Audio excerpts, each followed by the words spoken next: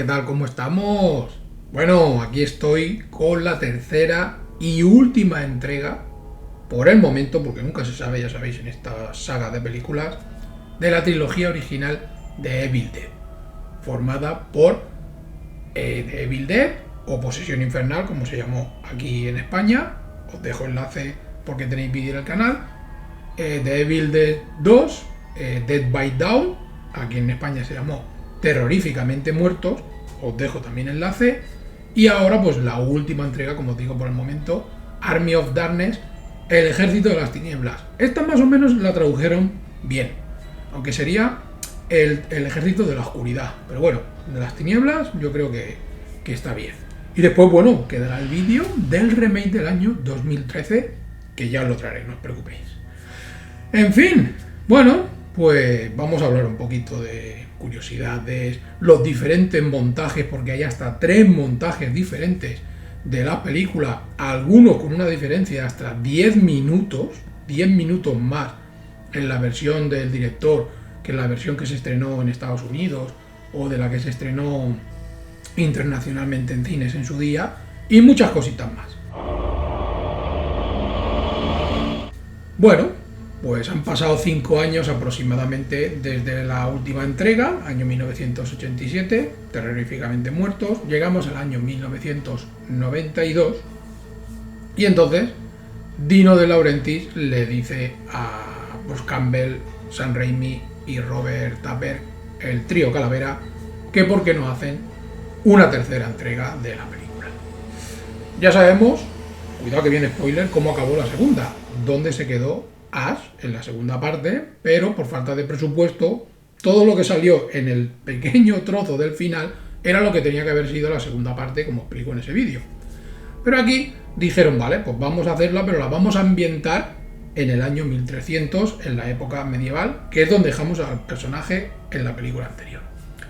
Como ya he comentado alguna vez, incluso en el directo que hice el otro día, las películas de Evil Dead se pueden ver, cada una por su lado, como si no fueran parte de una trilogía. Si la ves todo, pues mucho mejor, pero la segunda te explican un poquito de otra manera lo que posiblemente ha pasado en la primera y no pasa nada, la puedes ver sin problema. Y la tercera también hay una pequeña introducción al principio, que si no has visto ni la primera ni la segunda, la puedes ver independientemente.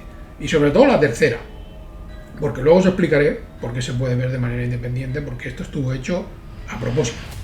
Bueno, pues después de la conversación con De Laurentiis, Raimi se puso manos a la obra, pues con el guión de la que sería en principio titulada The Medieval Dead, la muerte medieval. Se puso de nuevo en contacto con Scott Spiegel, su amigo guionista que le ayudó a hacer el guión de la segunda parte, pero este no se pudo añadir al proyecto, lamentablemente, porque estaba reescribiendo el guión de la película El Principiante, protagonizada por Charlie Sheen y Clint Eastwood. Y entonces le dijo, pues no puedo hacerlo, tendrás que buscar a alguien. Entonces llamó a su hermano Ivan, con el que había escrito el guión de una comedia titulada AC Wheels, y como la colaboración había sido fructuosa, pues dijo, oye, pues vamos a coger y vamos a hacer nosotros dos el guión juntos.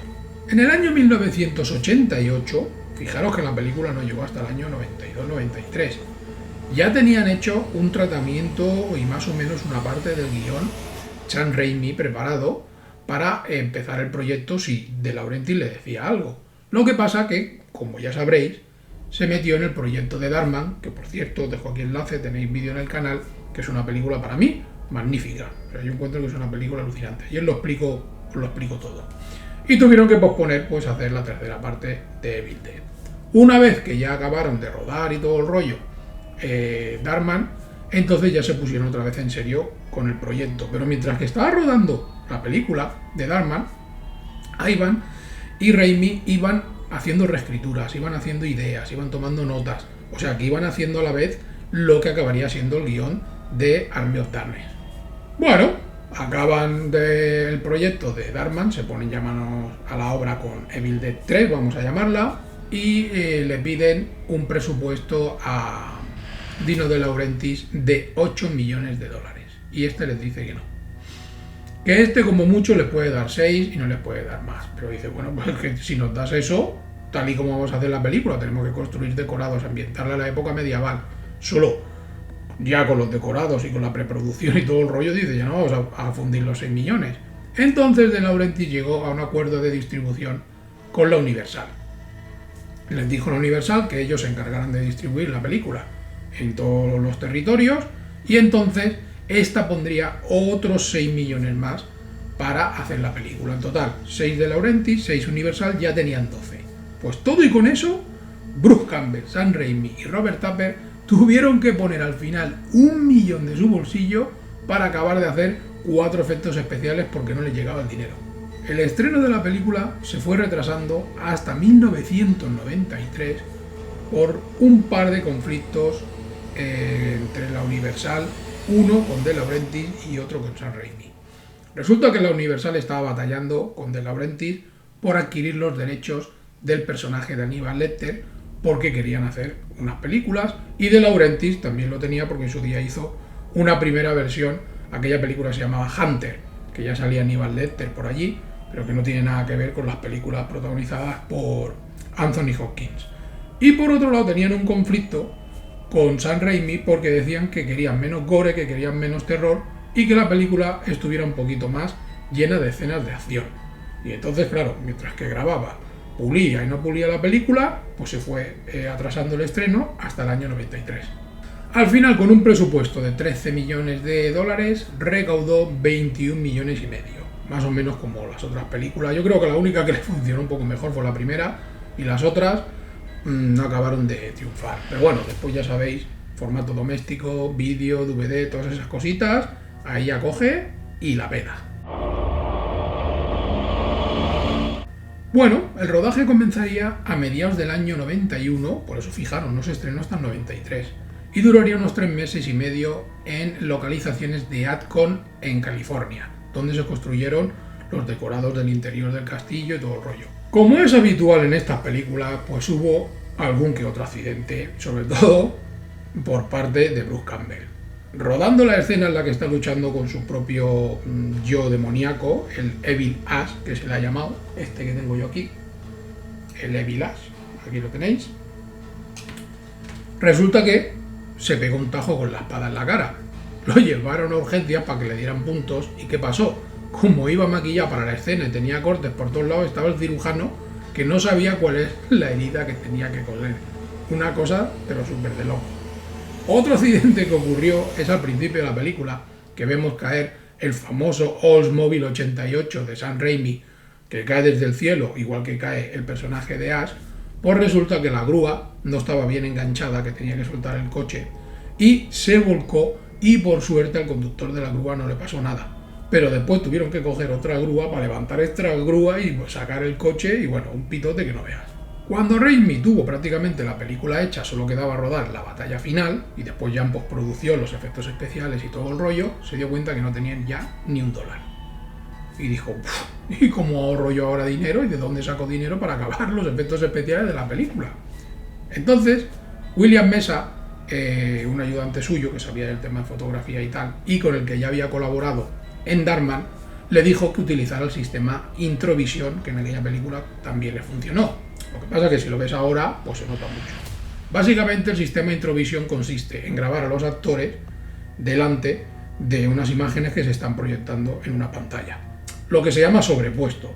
Y si ahora lo ves, se nota muchísimo. Eso se utiliza sobre todo antiguamente en las escenas de stop motion y tal, y para eso lo utilizó Sam Raimi.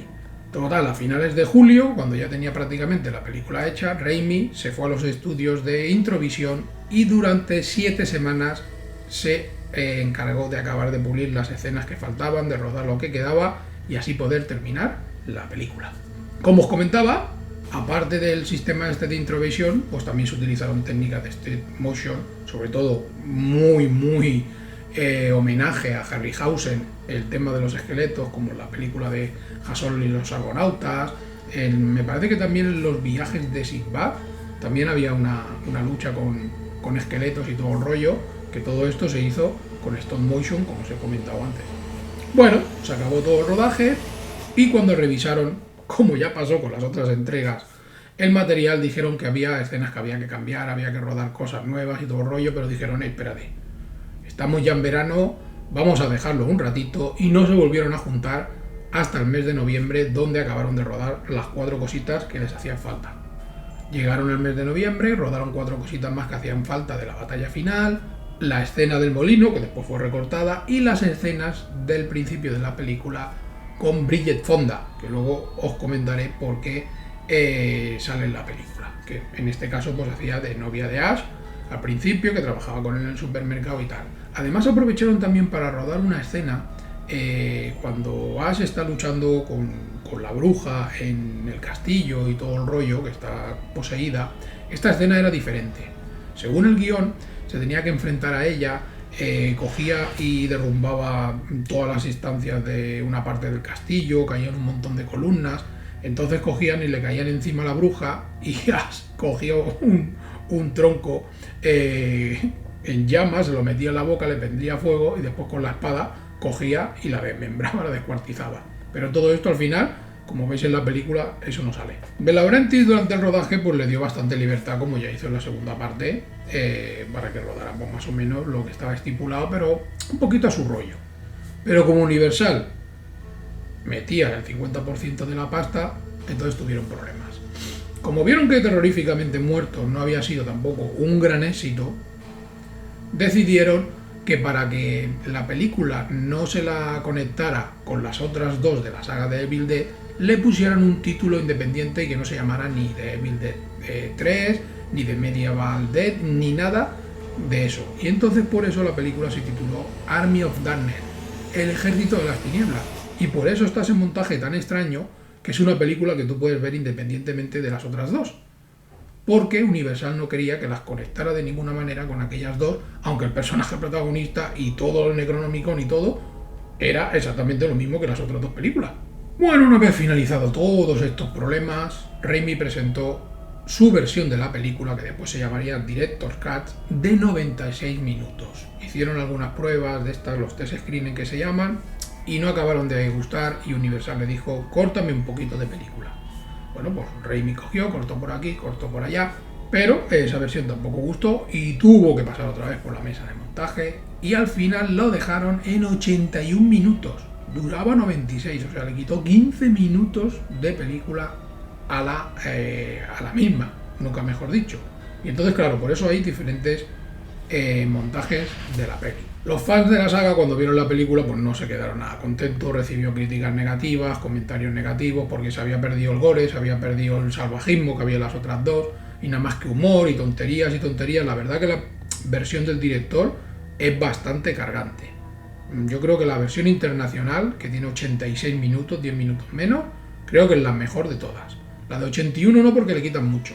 La de internacional, yo creo que es la mejor. La de 96 tiene mucha tontería y tal, que luego os explicaré.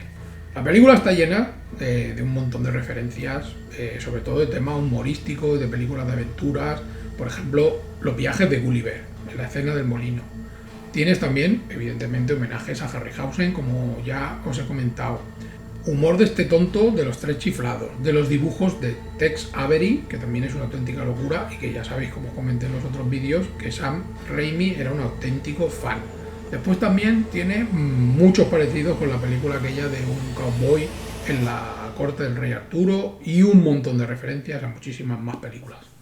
Finalmente, cuando se estrenó la película, como en el año 1989, el que les ayudó tanto con Evil Dead como de Evil Dead 2, Irving Shapiro, aquel genio de las finanzas y que se conocía el mundo de Hollywood desde los tiempos del cine mudo, falleció, pues está dedicada esta película a él.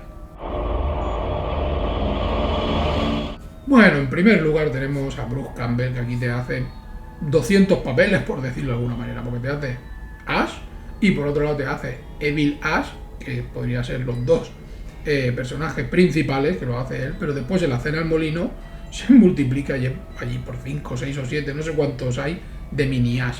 O sea que se podría decir que hace 10 o 12 papeles en la película.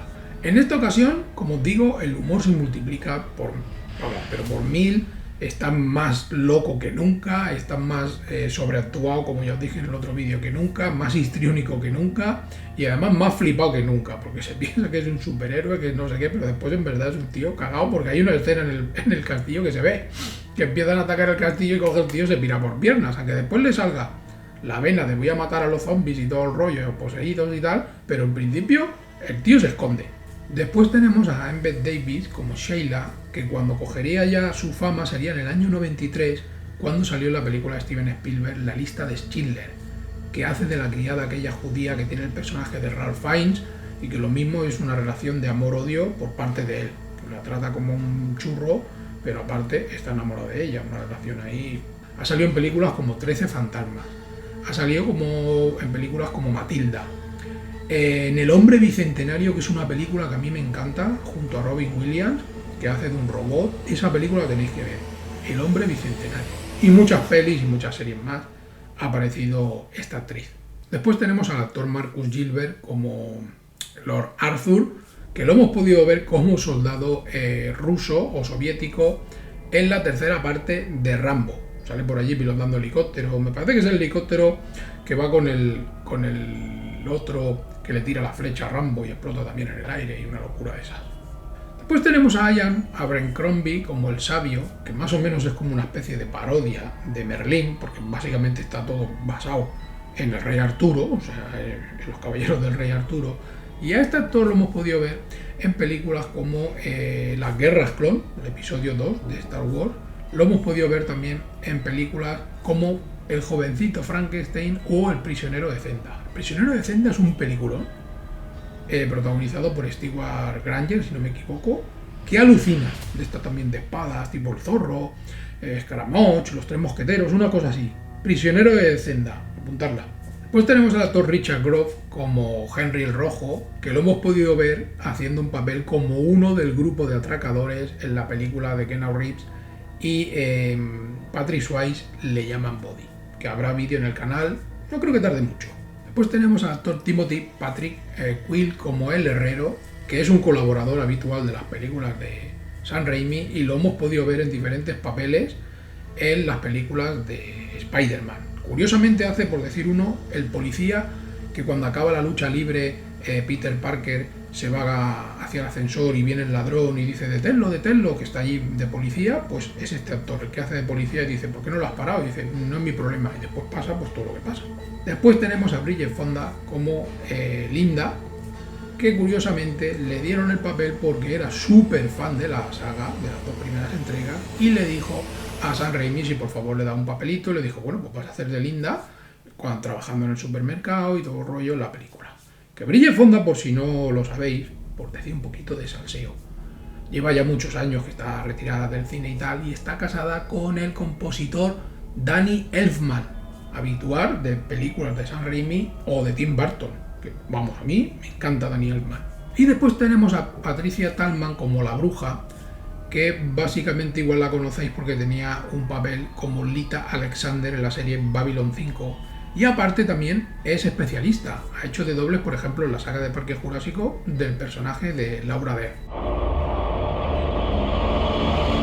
Bueno, respecto a los efectos visuales, los realizaron un par de empresas diferentes, y aparte tuvieron también la colaboración de uno de los habituales de Sam Raimi. Por un lado tenemos a Tony Garner y su empresa de efectos especiales, Anterian INC, que se encargaron básicamente de los efectos de maquillaje y tal del personaje de Ash y de Sheila. De esto se encargaron. Por otro lado tenemos a Greg Nicotero con su empresa Berger EFX Group, que se encargó también de hacer el resto de maquillajes y efectos especiales de los otros personajes que salen en la película. Y como os comentaba, Tom Sullivan, amigo y colaborador de Sam Raimi en el corto de Within the Woods, el primer y el segundo Evil Dead, también ayudó y echó una mano para hacer los efectos especiales de maquillaje de esta tercera entrega y de momento última de la saga de Posesión Infernal, vamos a llamarle. Bueno, algunas curiosidades. Ted Raimi, el hermano que aparece haciendo cameos y papelitos en diferentes películas, y como ya os comenté en el vídeo anterior que os dije, ya veréis cómo en Army of Darkness, el Ejército de las Tinieblas, hace hasta 4 papeles. Pues hace de un guerrero cobarde que se esconde. Hace de uno cuando Ash se carga al bicho volador y le dispara y todo el rollo, que empieza a clamarlo y le dice, y levanta la espada y le dice, te queremos, no sé qué, eres nuestro héroe. Pues también hace de eso. Hace del personaje del compañero de Ash en el supermercado al que le está contando el rollo y él está así como diciendo, sí, te lo está inventando todo con gafas. Y después también hace de otro personaje con barba, también en la época medieval. 4 personajes. Dentro del maletero del coche, entre otras cosas, podemos ver un ejemplar de la revista fantástica Fangoria, en el coche este que lleva Ash, el famoso Oldsmobile del Sam Raimi. En la escena final del supermercado podemos ver el cameo de 2 directores muy conocidos de películas de la época de los 80 y de los 90, de sagas de películas de terror. A William Lustig, que es responsable de la película de Maniac, y después también tenemos a Bernard Rose, que es el director de la Candyman, la original, no la versión nueva que se ha hecho. Estaba previsto también que Charles Napier, que es el que sale allí de la CIA en la película de Rambo 2, que se encarga de enviar a Rambo y después lo deja tirado y todo el rollo, hiciera del jefe de Ash en el supermercado y tuviera con él ahí una charla y una discusión y tal, pero al final esto se quitó del guión y se eliminó el personaje y por eso no sale. Las palabras mágicas que dice Ash cuando coge el Necronomicon, el Klaatu, Barada, Nikto, esto es una referencia clarísima a la película de Ultimátum a la Tierra, que después en la nueva versión protagonizada por Keanu Reeves también se dice, y que son las palabras para parar a aquel extraterrestre robot gigantesco que es el que puede acabar arrasando con todo el mundo. Klaatu, Balada, Nikto. Bueno, las 3 versiones diferentes de la película. 81 minutos la versión que se estrenó en cines en Estados Unidos. 86 minutos la que se estrenó en cines internacionalmente. 96 minutos la que se estrenó solo en el Festival de Sitges y en algunos festivales, y después que está incluida, por lo menos dentro del Blu-ray puedes ver las 2 versiones, la internacional y la Director Cut. La que no se puede ver es la de 81 minutos, por lo menos en el Blu-ray que tengo yo. La versión USA junto con la internacional hay algunas diferencias de cortes de escena. Por ejemplo, en la internacional hay una escena en la que Ash y Sheila pues pasan una noche romántica y todo el rollo, y después al otro día se vuelven a reencontrar en el castillo y se abrazan y se dan un beso porque empieza la batalla, por si acaso mueren. Esta escena está en la versión internacional. Después la escena en la que Ash va montando a caballo y empieza a correr por el bosque en busca del Necronomicon, en la versión internacional es más larga que en la versión de USA. Después la escena del molino. La escena del molino, entra Ash dentro del molino, observa que hay cosas extrañas o que hay como una presencia extraña en el molino. Después la escena es mucho más larga, todo lo que pasa dentro en la versión internacional que en la versión USA. La escena en la que consigue el Necronomicon también es más larga en la versión internacional, igual que el discurso que le da a todos los hombres antes de la batalla final, eso también es más largo. Cuando le sale la cabeza, como os comentaba antes, en el molino y al final se enfrenta, lo entierra el Neville Ash y todo el tema, todo esto también es más largo en la versión internacional. Ya os digo, bueno, más largo, no muchísimo más largo, porque la versión internacional solo tiene 5 minutos más que la versión de USA. La que sí que tiene 10 minutos más es la versión del director, que luego os comentaré también. Curiosamente, tanto la versión USA como la versión internacional es la que tiene el final en la que Ash vuelve otra vez desde la época medieval y se acaba que le está contando todo el rollo a su compañero, y entonces viene una criatura, lo mata y tal, y entonces es cuando su compañero, que está en Raimi, se queda flipando como diciendo, no, si todo lo que me estaba contando es realidad. Ese es el mismo final para las dos, pero la Director Cut tenía un final mucho más chulo. Entre la versión USA y la versión internacional y la versión del director también hay diferencias. 15 minutos entre la USA y la Director Cut y aproximadamente 10 minutos entre la internacional y la Director Cut. Por ejemplo, la escena de Ash dentro del molino con sus miniaturas es mucho más larga en la versión del director, pero bastante más larga, que incluso se hace pesada porque son bromas sobre bromas, y que si le clava el tenedor en el culo se lo quita, no sé qué, mientras que lo tiran, lo atan, le prenden fuego, y es todo como un gag que realmente parece sacado de los dibujos de la Warner, del Coyote y el Correcamino. Y a mí la versión Director Cut se me hace un poquito pesada. Después la batalla final incluye planos diferentes, explosiones, más enfrentamientos. también la versión del director es bastante más larga. También se ve una escena en la que Arthur está luchando con esqueletos que intenta coger y subir los muros del castillo, entrar de alguna manera y está ahí luchando, que todo esto pues no se ve en la versión normal, vamos a decirlo. La escena en la que sale Ash con su coche todo tuneado, que lleva cosas delante, saca fuego y todo el rollo, que va atropellando a todos los esqueletos y matándolos, es mucho más larga en la versión del director que en la versión internacional. Después la escena en la que llega Henry el Rojo con todos sus amigos está cambiada de posición, porque en la versión internacional sale como más o menos a mitad de la batalla, y en la versión del director sale al final, cuando ya se está acabando la batalla, que dicen vamos a perder, entonces llega Henry el Rojo con todo el ejército. Y después el final es completamente diferente a la versión estrenada en USA y la versión internacional. En esta ocasión, Ash se tiene que tomar pues una pócima, que se tiene que tomar unas cuantas gotas, una gota por siglo. Se descuenta, se toma una gota de más, y cuando se despierta en la cueva, que está durmiendo dentro del coche, todo el rollo con el pelo largo, la barba y tal, resulta que se ha pasado 100 años y aparece en un Londres que está completamente destruido, como si hubiera habido una guerra nuclear apocalíptica, y está él allí solo. Y entonces se queda ahí todo loco, diciendo, pero ¿qué ha pasado? Riéndose y chillando y todo el rollo. Así es como se acaba la versión del director. En cambio, las otras dos, cuando vuelven el supermercado y con la criatura esa que aparece. Bueno, existen 4 escenas eliminadas que están integradas de alguna manera diferente o incluso en ninguna de las versiones, porque hay algunas que sí que se parecen un poco y las tenéis como extras, por ejemplo, en el Blu-ray. Por ejemplo, el principio.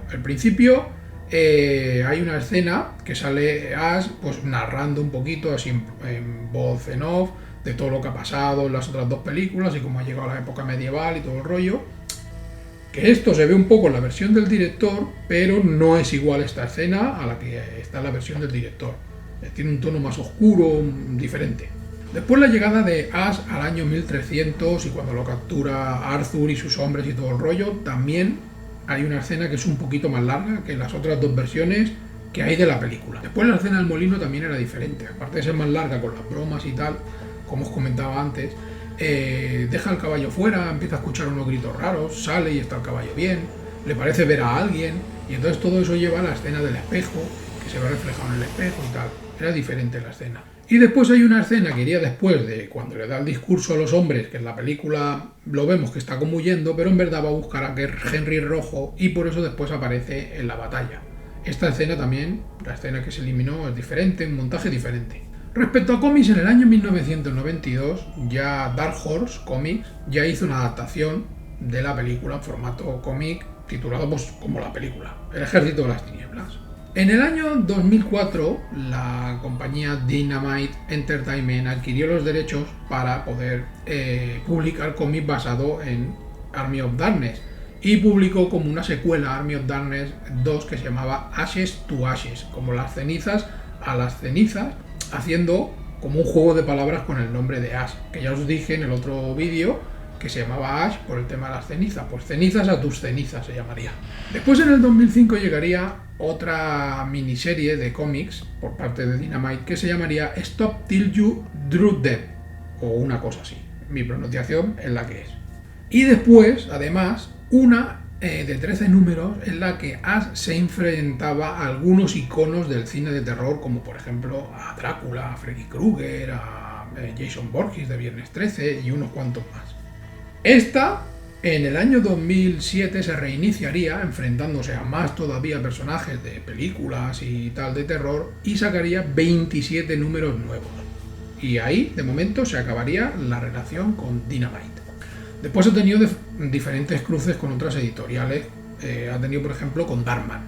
Ha tenido con Marvel Zombies. Después ha tenido cruces también con Xena, la princesa guerrera, Danger Girl, que es una serie de cómics de Scott Campbell, y hasta ha salido en un cómic junto a Barack Obama.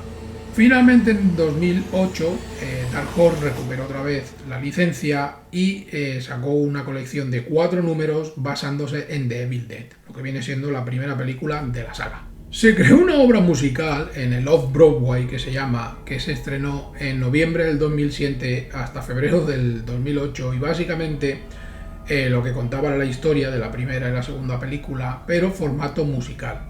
Y se ve que fue bastante exitosa pues, en su momento. Tenían una característica las funciones y es que solo las daban los viernes y los sábados a partir de las 11 de la noche, que es más o menos cuando empieza todo el tema de los poseídos y todas esas cositas en las películas, en las dos primeras. Después otros proyectos relacionados con la saga, o por lo menos con el personaje de Ash, o más bien con Bruce Campbell, este dirigió una película que se llamaba Mi nombre es Bruce, y que él se pensaba que realmente era un héroe como Ash, y era contratado para que acabara con unos demonios o una cosa así, pero todo en plan muy de coña y que vamos, que no tenía nada que ver, o sea, más rocambolesca todavía que el personaje, como si él en la vida real fuera realmente Ash. Una locura. La película salió directamente en octubre en el año 2008 en DVD y después al siguiente año sacarían en Blu-ray. Se estrenó en 4 cines para que bueno, la gente fans del personaje de Bruce Campbell y de Ash fuera a verla, pero bueno, tampoco vamos, que pasó un poquito sin pena ni glorias, como un poquito película de culto, por llamarlo de alguna manera, directamente a plataformas y formato doméstico. Después hubo un proyecto que New Line, cuando tenía los derechos de todos los personajes y todo el rollo, quería hacer, igual que hizo el cruce aquel de Freddy vs. Jason, quiso hacer un cruce de Freddy vs. Jason vs. Ash. Y por un momento Robert Tapper explicaba que se lo estuvieron pensando, pero que fueron segundos. Porque dijeron que si les dejaban los derechos a New Line y después querían hacer una nueva película o una nueva versión como la que hizo Fede Álvarez o alguna cosita así, lo que pasaría es que New Line no les iba a dejar. Y entonces dijeron que no les dejaban los derechos ni nada para hacer ninguna película. ¿Que les hubieran llenado los bolsillos de pasta? Posiblemente.